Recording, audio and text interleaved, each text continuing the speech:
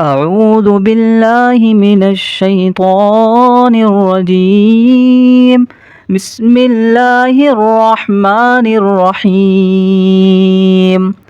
الحمد لله الذي أنزل على عبده الكتاب ولم يجعل له عوجا قيما لينذر بأسا شديدا من لدنه ويبشر المؤمنين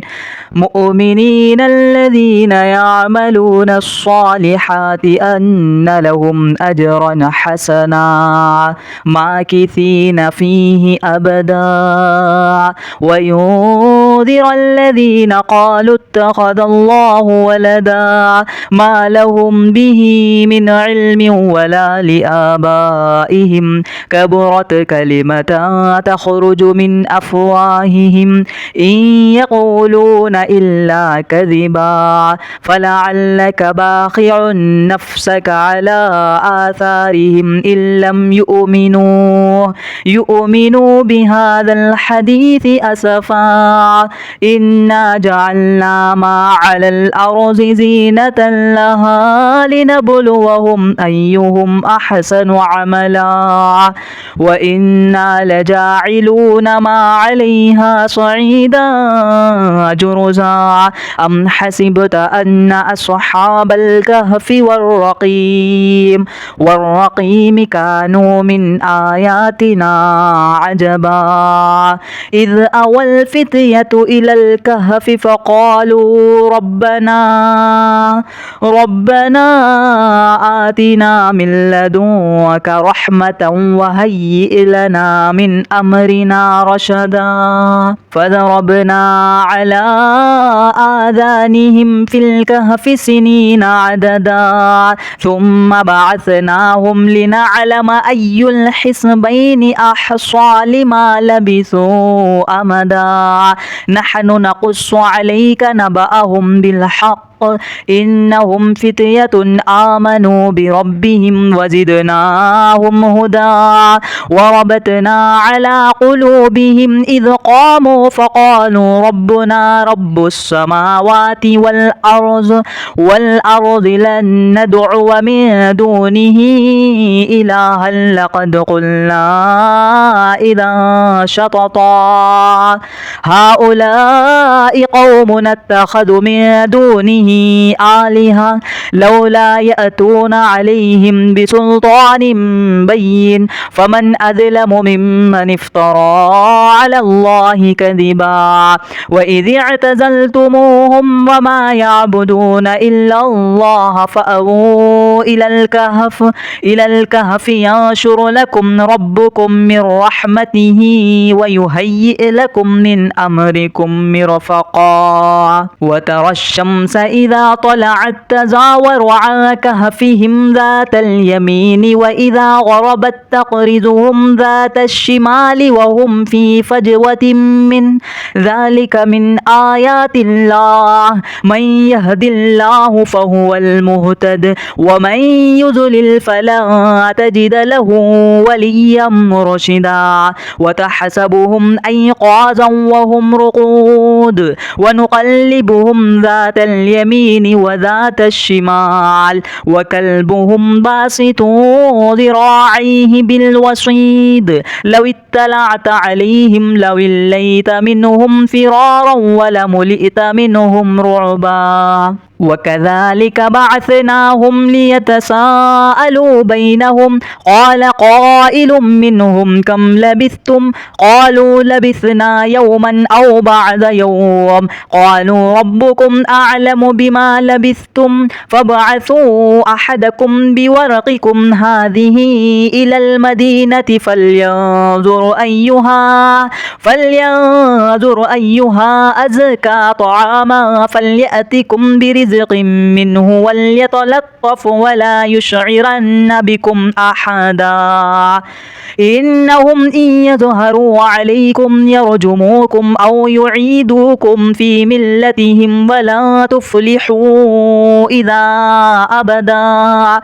وكذلك أعثرنا عليهم ليعلموا أن وعد الله حق وأن الساعة لا ريب فيها إذ يتنازعون بينهم أمرهم فقالوا ابنوا عليهم بنيانا ربهم أعلم بهم قال الذين غلبوا على أمرهم لنتخذن عليهم مسجدا سيقولون ثلاثة رابعهم كلبهم ويقولون خمسة سادسهم كلبهم رجما بالغيب ويقولون سبعة وثامنهم كلبهم قل ربي أعلم بعدتهم ما يعلمهم إلا قليل فلا تمار فيهم إلا مراء ظاهرا ولا تستفت فيهم منهم أحدا ولا تقولن لشيء إني فاعل ذلك غدا إلا أن يشاء الله واذكر ربك إذا نسيت وقل عسى أن يهديني ربي لأقرب من هذا رشدا ولبثوا في كهفهم 300 سنين وازدادوا 9 قل الله أعلم بما لبثوا له غيب السماوات والأرض أبصر به وأسمع ما لهم من دونه من ولي ولا يشرك في حكمه أحدا واتل ما أوحي إليك من كتاب ربك لا مبدل لكلماته ولا تجد من دونه ملتحدا واصبر نفسك مع الذين يدعون ربهم بالغداة والعشي يريدون وجهه ولا تعد عيناك عنهم تريد زينة الحياة الدنيا ولا تطع من أغفلنا قلبه عن ذكرنا واتبع هواه وكان أمره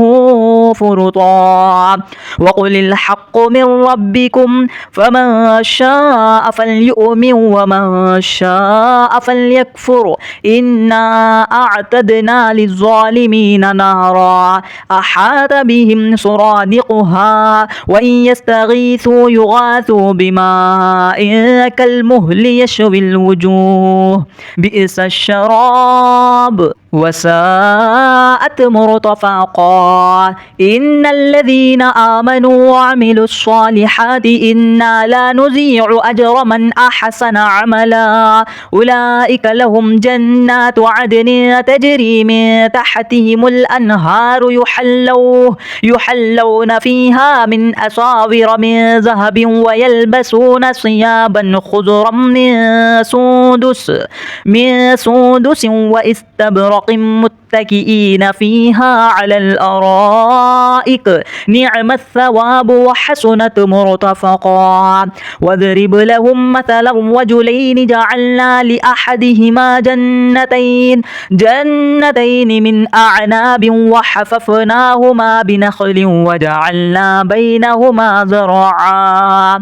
كلتا الجنتين آتت أكلها ولم تظلم منه شيئا وفجرنا خلالهما نهرا وكان له ثمر فقال لصاحبه وهو يحاوره أنا أكثر منك مالا وأعز نفرا ودخل جنته وهو ظالم لنفسه قال ما أظن أن تبيد هذه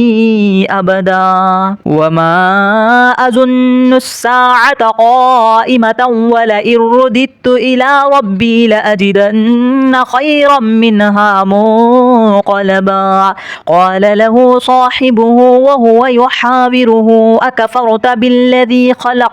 خلقك من تراب ثم من نطفة ثم سواك رجلا لكن هو الله ربي ولا أشرك بربي أحدا ولولا إذ دخلت جنتك قلت ما شاء شاء الله لا قوة إلا بالله إن ترني أنا أقل منك مالا وولدا فعسى ربي أن يؤتيني خيرا من جنتك ويرسل عليها حسبانا من السماء فتصبح سعيدا زلقا أو يصبح ماؤها غورا فلن تستطيع له طلبا وأحيط بثمره فأصبح يقلب كفيه على ما أنفق فيها وهي خاضعة على عروشها ويقول يا ليتني لم أشرك بربي أحدا ولم تكن له فئة ينصرونه من دون الله وما كان منتصرا هنالك الولاية لله الحق هو خير ثوابا وخير عقبا واضرب لهم مثل الحياة الدنيا كماء إن أنزلناه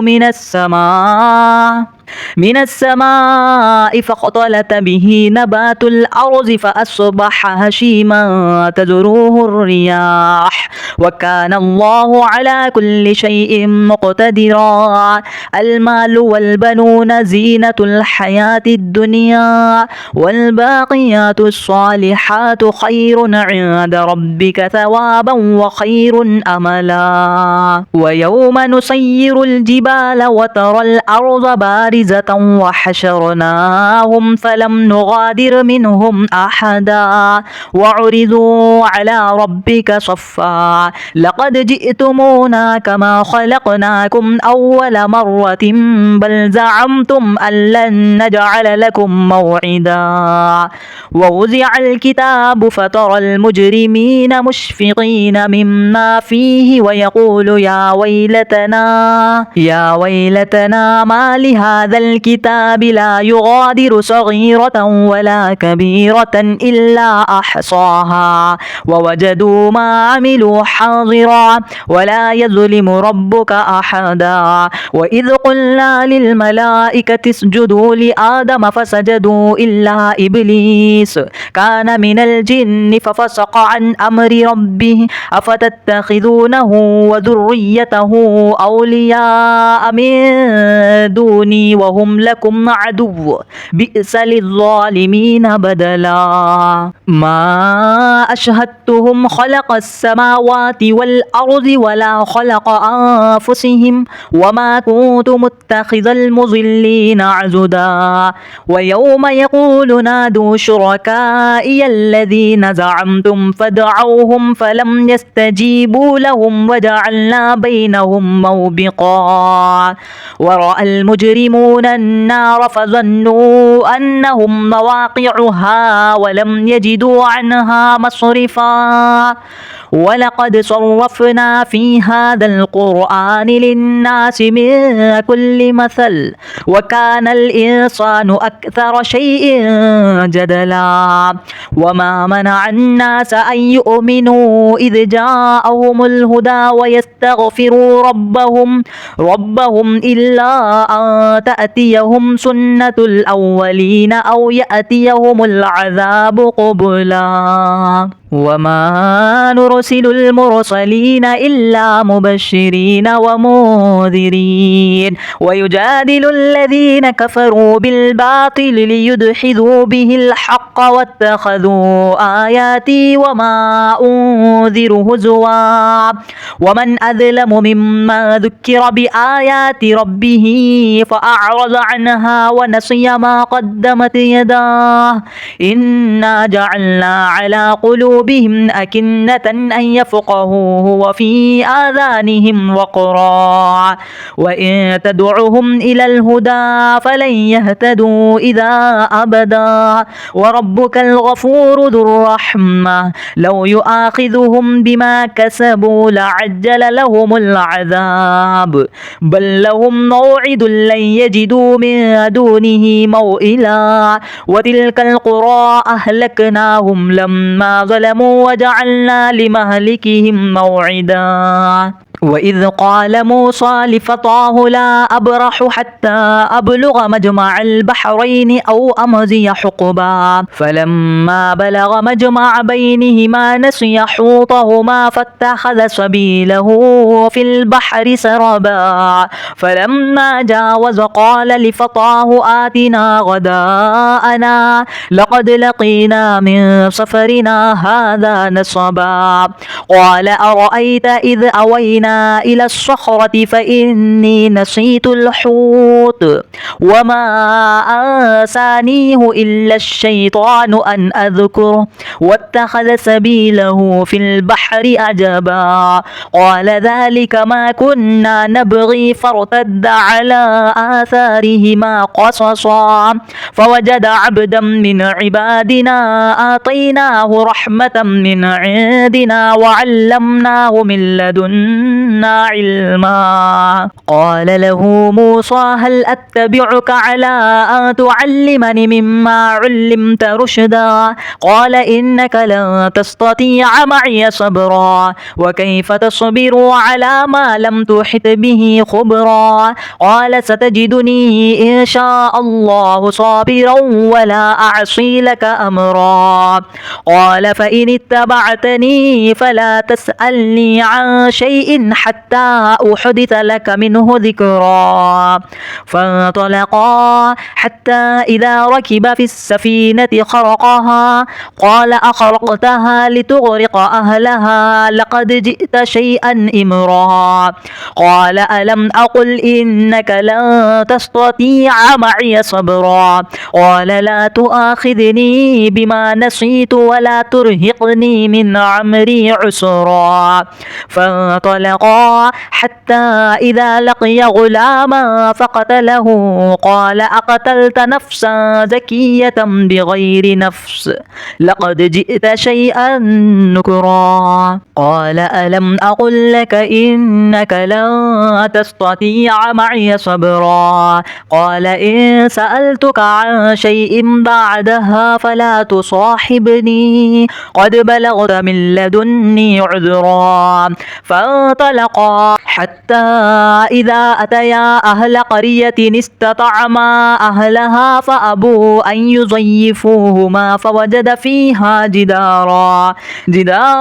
يريد أن ينقض فأقامه قال لو شئت لاتخذت عليه أجرا قال هذا فراق بيني وبينك سأنبئك بتأويل ما لم تستطيع عليه صبرا أما السفينة فكانت لمساكين يعملون في البحر فأردت أن أعيبها وكان وراءهم ملك يأخذ كل سفينة غصبا وأما الغلام فكان أبواه مؤمنين فخشينا أن يرهقهما طغيانا وكفرا فأردنا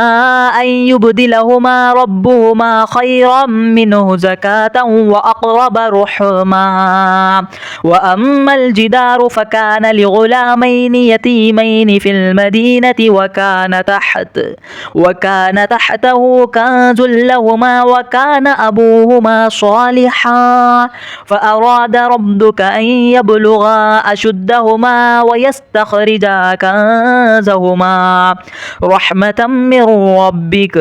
وما فعلته عن أمري ذلك تأويل ما لم تستطع عليه صبرا ويسألونك عن ذي القرنين قل سأتلو عليكم منه ذكرا إنا مكنا له في الأرض وآتيناه من كل شيء سببا فأتبع سببا حتى إذا بلغ مغرب الشمس وجدها تغرب في عين حمئة ووجد عندها قوما قلنا يا ذا القرنين إما أن تعذب وإما أن تتخذ فيهم حسنا قال أما من ظلم فسوف نعذبه ثم يرد إلى ربه فيعذبه عذابا نكرا وأما من آمن وعمل صالحا فله جزاء الحسنى وسنقول له من أمرنا يسرا ثم أتبع سببا حتى إذا بلغ مطلع الشمس وجدها تطلع على قوم لم نجعل لهم من دونها سترا كذلك وقد أحطنا بما لديه خبرا ثم أتبع سببا حتى إذا بلغ بين السدين وجد من دونهما قوما لا يكادون يفقهون قولا قالوا يا ذا القرنين إن يأجوج ومأجوج مفسدون في الأرض فهل نجعل لك خرجا على أن تجعل بيننا وبينهم سدا قال ما مكني فيه ربي خير فأعينوني بقوة أجعل بينكم وبينهم ردما آتوني زبر الحديد حتى إذا ساوى بين السدفين قال انفخوا حتى إذا جعله نارا قال آتوني أفرغ عليه قطرا فما استطاعوا أن يظهروه وما استطاعوا له نقبا قال هذا رحمة من ربي فإذا جاء وعد ربي جعله دكا وكان وعد ربي حقا وتركنا بعضهم يومئذ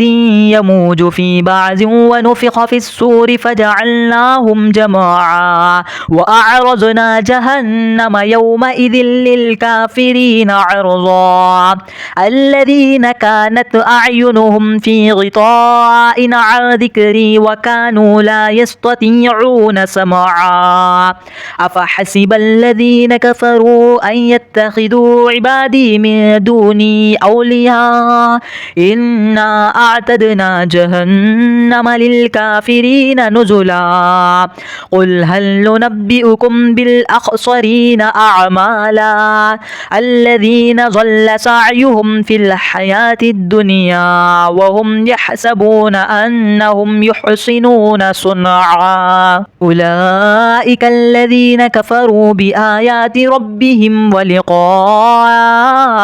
فحبطت أعمالهم فلا نقيم لهم يوم القيامة وزنا كذلك جزاؤهم جهنم بما كفروا واتخذوا آياتي ورسلي هزوا